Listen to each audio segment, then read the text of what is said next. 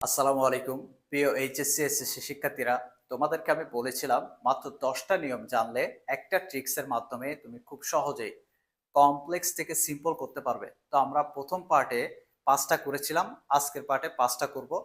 So আমরা শুরু করি। 6 নম্বরটা দেখো, she wore a coat so that she could protect herself from cold.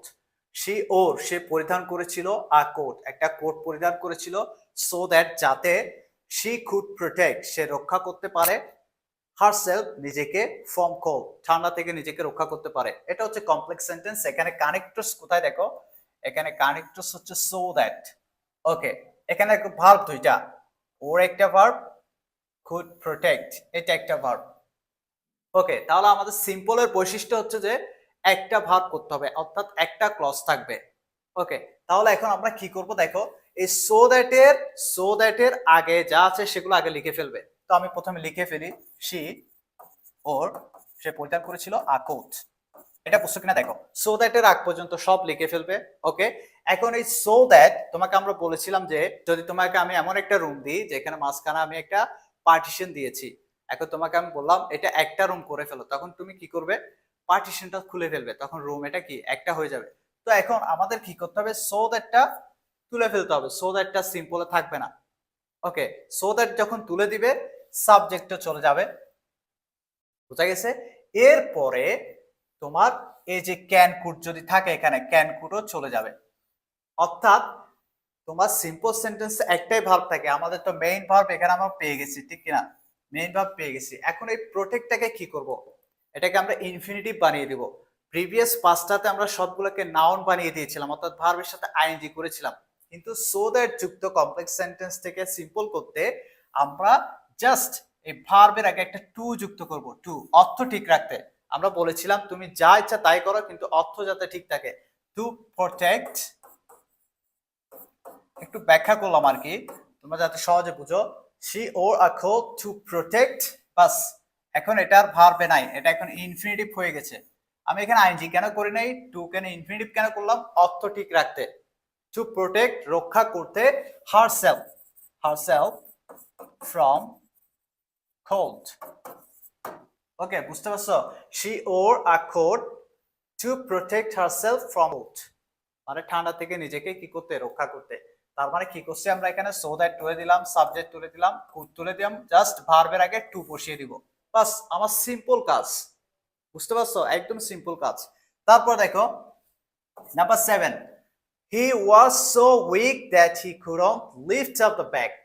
সে এতই দুর্বল যে সে ব্যাগটা তুলতে পারলো না। লিফট মানে তুলতে, লিফট আপ মানে তুলতে পারলো না, সে দুর্বলতা, এতই দুর্বল যে ব্যাগটা তুলতে পারলো না। এখন দেখো এখানেও কিন্তু আমার সো আছে, দ্যাট আছে, বাট মাঝখানে একটা অ্যাডজেক্টিভ আছে।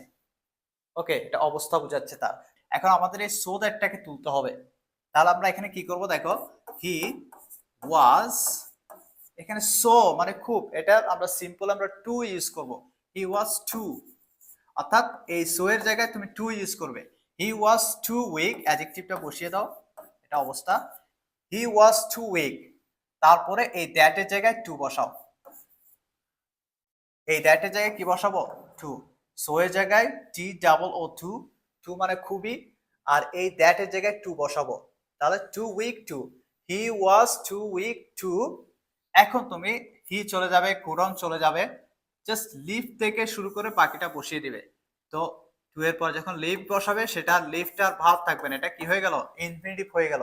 হি ওয়াজ টু উইক, সে এতই দুর্বল ছিল যে two lift the bag, two lift up the bag, ব্যাগটা তোলায় সে খুবই দুর্বল ছিল।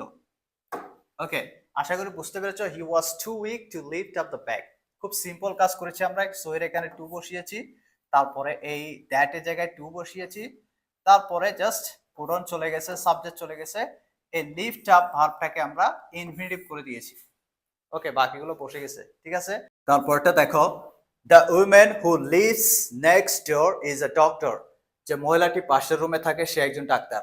এটা হচ্ছে একটা কমপ্লেক্স সেন্টেন্স। এখানে দেখো হু রয়েছে, হু এটা একটা কানেক্টরস, এটার মাধ্যমে এখানে দুইটা ভার্ব কানেক্ট করেছে, একটা লিভস আর একটা হচ্ছে ইজ। ওকে, এখন আমাদের সিম্পলের বৈশিষ্ট্য হচ্ছে যে এটাকে আমরা একটা ক্লসে রূপান্তরিত করব, অর্থাৎ একটা ভার্বে।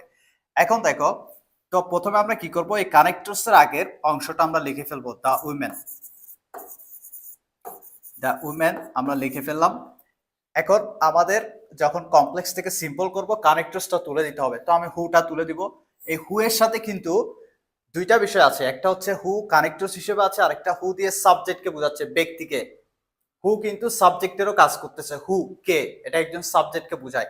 তাহলে হু কানেক্টরসের কাজ করতেছে, সাবজেক্টেরও কাজ করতেছে, তাহলে একসাথে এখানে সাবজেক্টও চলে গেল, কানেক্টরসও চলে গেল।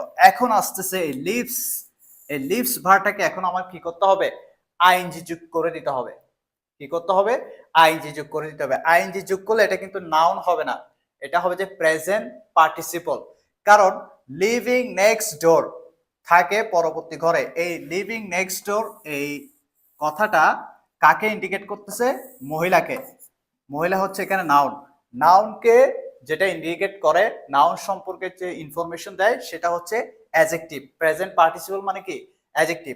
এই লিভের সাথে আমরা আইএনজি যোগ করব, কিন্তু সে নাউন হিসেবে নয়, সে অ্যাডজেক্টিভ হিসেবে কাজ করবে। তাহলে আমরা আমাদের কাজটা করব। ওকে, এখানে দ্য উইমেন লিভিং, বুঝা গেছে, দ্য উমেন লিভিং, আমরা লিভকে কি করে দিলাম, লিভিং করে দিলাম। অর্থাৎ ভার্বটাকে এখন আমি অ্যাডজেক্টিভ করে দিলাম। অর্থাৎ যে কোনো ভাবে আমাকে ভার্বটাকে চেঞ্জ করে দিতে হবে। কোথাও আমরা নাউন করে দিচ্ছি, কোথাও ইনফিনিটিভ, কোথাও অ্যাডজেক্টিভ। এখানে লিভিং নেক্সট ডোর এটা লিখে ফেলবো, বাকিগুলো সব লিখে ফেলবো। Living next door is a doctor, is a doctor. Okay, তাহলে আমি এখানে আমার মূল ভাব কোনটা, একটাই আছে এখানে, ইজটা হচ্ছে আমার মূল ভাব। তাহলে দ্য উমেন মহিলাটি লিভিং থাকে নেক্সট ডোর পাশের ঘরে, ইজ আ ডক্টর তিনি একজন কি, ডাক্তার।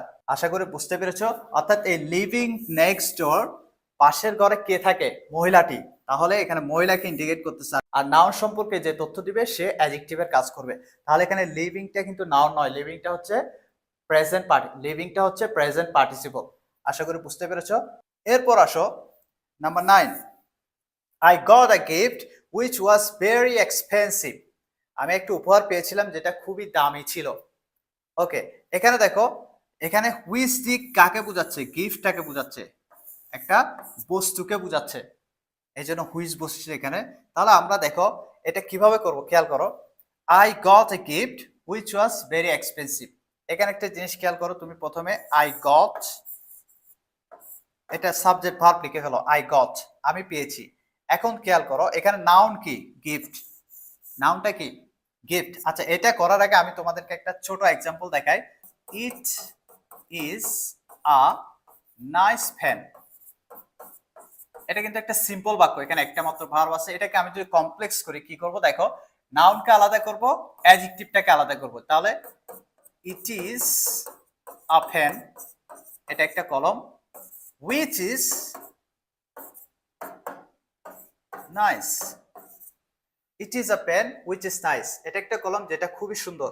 ঠিক তেমনি এখানে দেখো নাউনকে আলাদা করছে, অ্যাডজেক্টিভটাকে আলাদা করছে। তখন তুমি যখন সিম্পল করবে, নাউনের আগে অ্যাডজেক্টিভটা বসিয়ে দিবে। তাহলে দেখো আই গট গিফট, নাউনটা লিখে দিলাম। এখন নাউনের আগে আমরা বাকিগুলো বসাবো, article, adverb, adjective. I got a very expensive, okay, I got a very expensive gift, আমি একটি খুবই দামিও গিফট পেয়েছিলাম। সিম্পল করে ফেলেছি। ওকে, আশা করি বুঝতে পেরেছো। I got a very expensive gift, আমি একটি খুব দামিও উপহার পেয়েছিলাম।